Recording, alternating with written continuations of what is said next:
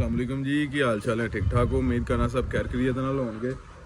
अच्छा जी, काफ़ी दिन तो मैं व्लॉग नहीं सी बना रहा क्योंकि मेरी अपनी भी तबीयत ठीक नहीं सी है। बुखार मौसम चेंज हो रहा उसकी वजह तो व्लॉग नहीं सी बनया। तो काफ़ी भाई मतलब कॉल वगैरह करके कह रहे सन कि व्लॉग बनाओ। तो अज फिर असी शुरू करने जी अपना व्लॉग। अज का जोड़ा साडा व्लॉग ये होएगा जी 1000 मुर्गी तो कितना खर्चा आ जाता है। फिर अगों तुम खुद ही कैलकुलेशन कर लिया जे साडा ही इस टाइम शैड जाए 10,000 मुर्गी तो 1000 का दसांगे। कुड़ी ला दा, बाकी तुम खुद कैलकुलेशन करनी है। चेक करो जी, बेल्ट के अंदर बढ़ गई।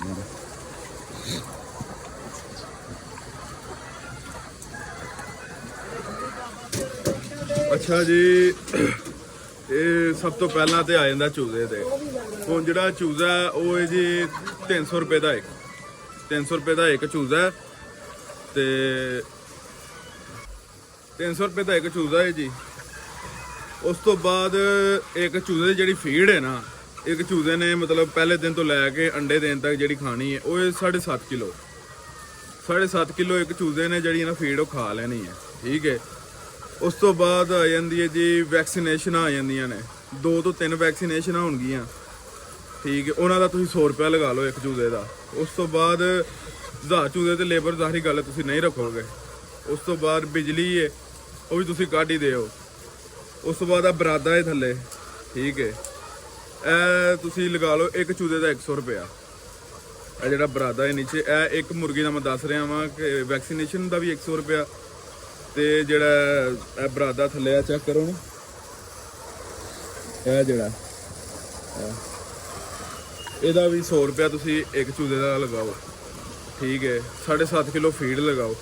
ए कोई कम पहुँच जाता है साडा तो, क्योंकि लेबर भी है असी विच पानी है। उस तो बाद बिजलियां के खर्चे, उस तो बाद टुट भाजूरा परा दूसरे तीसरे मामला का देखो अंडे कट्ठे हो रहे हैं जी। वो सारे मामला तो विच आ जाते हैं। ठीक है। हुण तुहाडा सीधा सीधा होना जिन्हें 1000 पाना है, जिन्हें कोई 3-4 हज़ार पाना उन्होंने लेबर भी चाहिए है, उन्होंने सारी गल फिर सारे मामला चाहिए ने, उन्होंने प्रॉपर एक काम चाहिए, उन्होंने प्रॉपर एक काम चाहिए। तो एक मुर्गी के उत्ते मेरे ख्याल नाल तकरीबन 1300-1400 रुपया ना खर्चा यानी कि आ जाता। 1300-1400 खर्चा आ जाता आराम नाल। मैडिसन भी वो सारा मामलात ने, तो वो तुम आप ही हिसाब ला लिया जगों। तो जो मतलब इन्हें अंडा देना है सानू 1.5 साल इन्हें अंडा देना है। और देखो माशाल्लाह जी,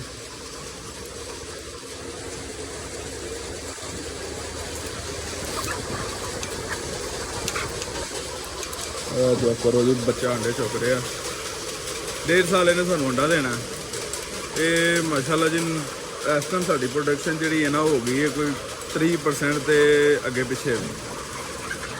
तो एन जी तो हूँ असी पाया सी जून मई या मई मेरे ख्याल में ये पाना चाहिए मार्च। तो मार्च पाओगे तो जी मुर्गी है ना वो आएगी अंडे तो आएगी सितंबर च।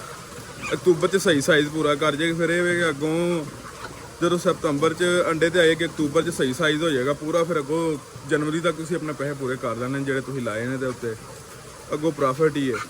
लास्ट ये सूरज होएगा तो जे तुहाडी मुर्गी है ना जी डिस्टर्ब होएगी, तुहाडे को केयर नहीं सही होएगी, तुहाडे कोल जिहड़ा ना माहौल नहीं बरकरार रहेगा, टंपरेचर नहीं तुहानूं समझ आएगी, फिर तुहाडे कोलों जिहड़ी ना तुहाडी मुर्गी बीमार होएगी, फिर उत्थे लॉस करेगी। ठीक है। क्योंकि देखो जो मुर्गी ने मतलब खाई जाना फीड तो मतलब फीड खानी अंडा देना नहीं, तो सारी गल लास्ट ही जाना ना। तो इस वजह तो तुसी जिहड़ा ना पहले जिहड़े दिन होंदे ने बच्चे दे वो इंज समझ लो जिवें एक बच्चे की नहीं परवरिश करी दी है, बड़ा संभाल के टंपरेचर ये वो A to Z बड़ा मतलब वो नाजुक चीज़ होंदी है, उन्होंने बड़े संभाल के मतलब वो रखना पैंदा है। और टंपरेचर का भी ख्याल सारा कुछ ना मामला तो देखने पैंदे ने, क्योंकि वही तो बुनियाद है। जो ही नहीं सही बनेगी तो फिर उन्हें कितने मतलब अगे जाके तुहानूं मतलब ਤੁਸੀਂ ਉਹਦੇ ਤੋਂ ਉਮੀਦ ਰੱਖੋਗੇ ਕਿ ਉਹ ਤੁਹਾਨੂੰ ਕੋਈ ਪ੍ਰੋਫਿਟ ਦੇਵੇਗਾ। ਵੇਖੋ ਨਾ ਮਾਸ਼ਾਅੱਲਾ ਸਾਡੀ ਮੁਰਗੀ ਚੈੱਕ ਕਰੋ ਤੁਸੀਂ।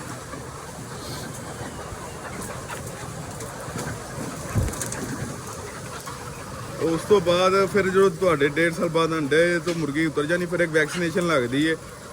ਉਸ ਤੋਂ ਬਾਅਦ ਵੀ ਫਿਰ ਅੰਡੇ ਦਿੰਦੀ ਹੈ, ਲੇਕਿਨ ਉਹ ਬਿਹਤਰ ਹੈ ਵੀ ਕਿ ਤੁਸੀਂ ਵੈਕਸੀਨੇਸ਼ਨ ਜਿਹੜੀ ਉਹ ਲੱਗਦੀ ਉਹ ਨਾ ਲਗਵਾਓ, ਉਹਨੂੰ ਸੇਲ ਕਰ ਦਿਓ। 200-300 ਦਾ ਸੇਲ ਹੋ ਜਾਂਦਾ ਜਿਹੜੇ ਪੀ ਕੇ। ਉਸ ਤੋਂ ਬਾਅਦ ਮਰੀ ਵਗੈਰਾ ਇੱਧਰ ਮੁਰਗੀਆਂ ਨਾਲ ਲੈ ਜਾਂਦੇ ਨੇ ਪਰ ਬਰਡ ਦੇ ਹਿਸਾਬ ਨਾਲ ਨਾ 300 ਰੁਪਏ ਦਾ ਮਤਲਬ ਉਹ ਖਰੀਦ ਲੈਂਦੇ ਨੇ ਇੱਕ ਪੀਸ, ਚੱਲਦਾ ਹੀ ਉੱਥੇ ਹੈ ਉਹ ਖਰੀਦ ਲੈਂਦੇ ਨੇ। ਤੁਸੀਂ ਉਹਨਾਂ ਨੂੰ ਸੇਲ ਕਰ ਦਿਓ, ਫਿਰ ਕੋਈ ਨਵਾਂ ਬੱਚਾ ਪਾ ਲਓ, ਲੇਕਿਨ ਪਾਓ ਮਾਰਚ ਦੇ ਵਿੱਚ।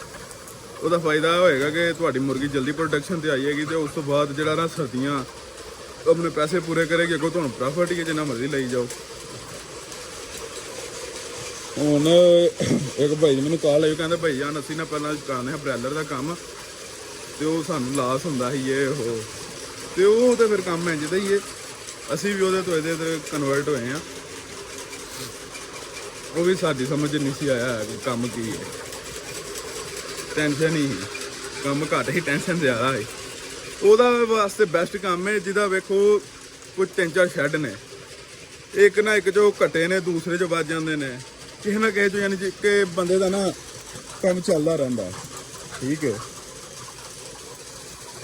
ਤੇ ਹੁਣ ਜੇ ਸ਼ੈੱਡ ਹੀ ਇੱਕ ਹੋਏ ਤੇ ਫਿਰ ਉਹ ਇੱਕ ਨਾਲ ਕੰਮ ਨਹੀਂ ਚੱਲਦਾ। ਉਹ ਜਿਹੜਾ ਦੂਸਰਾ ਨਾ ਚਿਕਨ ਦਾ ਪ੍ਰੋਟੀਨ ਫਾਰਮ, ਉਹਦੇ ਨਾਲ ਇੱਕ ਸ਼ੈੱਡ ਦਾ ਕੰਮ ਨਹੀਂ ਚੱਲਦਾ, ਉਹਦੇ ਨਾਲ ਕੋਈ 4-5 ਸ਼ੈੱਡ ਹੋਣੇ ਚਾਹੀਦੇ ਨੇ, ਫਿਰ ਨਿਜ਼ਾਮ ਚੱਲਦੇ ਨੇ।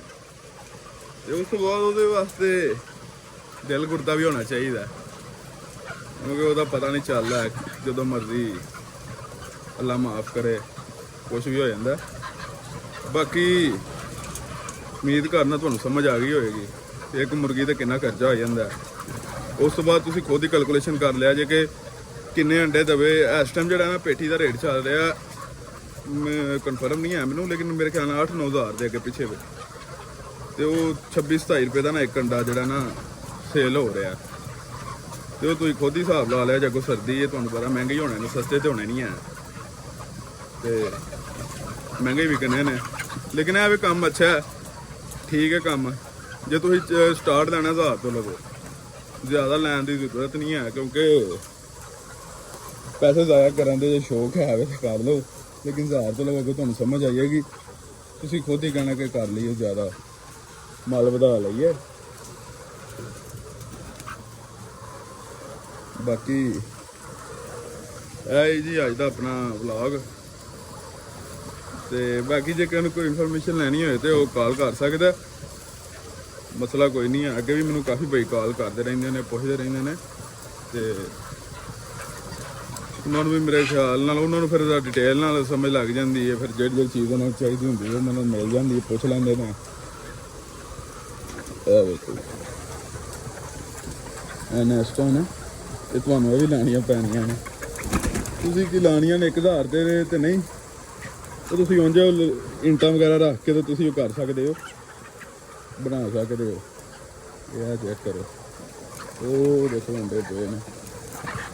ਇਹ ਵੇਖੋ ਨਾ ਹੁਣ ਮਾਸ਼ਾਅੱਲਾ ਅੰਡੇ ਦਾ ਸਾਈਜ਼ ਸਾਡਾ ਨਾ ਜਿਹੜਾ ਸਾਈਜ਼ ਠੀਕ ਹੋ ਗਿਆ। ਅੱਗੇ ਤੁਸੀਂ ਦੇਖਿਆ ਹੀ ਸੀ ਛੋਟਾ ਛੋਟਾ ਅੰਡਾ ਸੀ, ਤੇ ਉਦੋਂ ਸਟਾਰਟ ਤੇ ਹੀ ਨਾ ਮੁਰਗੇ, ਤੇ ਹੁਣ ਮਾਸ਼ਾਅੱਲਾ ਸਾਈਜ਼ ਜਿਹੜਾ ਨਾ ਪੂਰਾ ਹੋ ਗਿਆ, ਵੱਡਾ ਹੁੰਦਾ ਜਾ ਰਿਹਾ ਅੱਗੋਂ। ਤੇ ਬਸ ਇਸੇ ਤਰ੍ਹਾਂ ਹੀ ਇਨਸ਼ਾਅੱਲਾ 15-20 ਦਿਨ ਤੱਕ ਸਾਰਾ ਨਾ ਜਿਹੜਾ ਸੈਟਅਪ ਸੈੱਟ ਹੋ ਜਾਏਗਾ ਇਨਸ਼ਾਅੱਲਾ, ਅੱਲਾ ਖੈਰ ਕਰੇਗਾ। ਤੇ ਬਾਕੀ ਕਰੋ ਜੀ, ਜਿਹਨੇ ਸਟਾਰਟ ਕਰਨਾ ਕਰੋ, ਕੋਈ ਨਹੀਂ ਰੌਲਾ, ਸੌਖਾ ਹੀ ਕੰਮ, ਏਦਾਂ ਔਖਾ ਨਹੀਂ ਹੈ, ਕਰੀਏ ਫਿਰ ਹੀ ਹੋਣਾ, ਘਰ ਬਹਿ ਕੇ ਥੋੜੀ ਹੋ ਜਾਣਾ। ਚੈੱਕ ਕਰੋ ਮਾਸ਼ਾਅੱਲਾ, ਉਹ ਕਿਤੇ ਚੜੀਆਂ ਨੇ।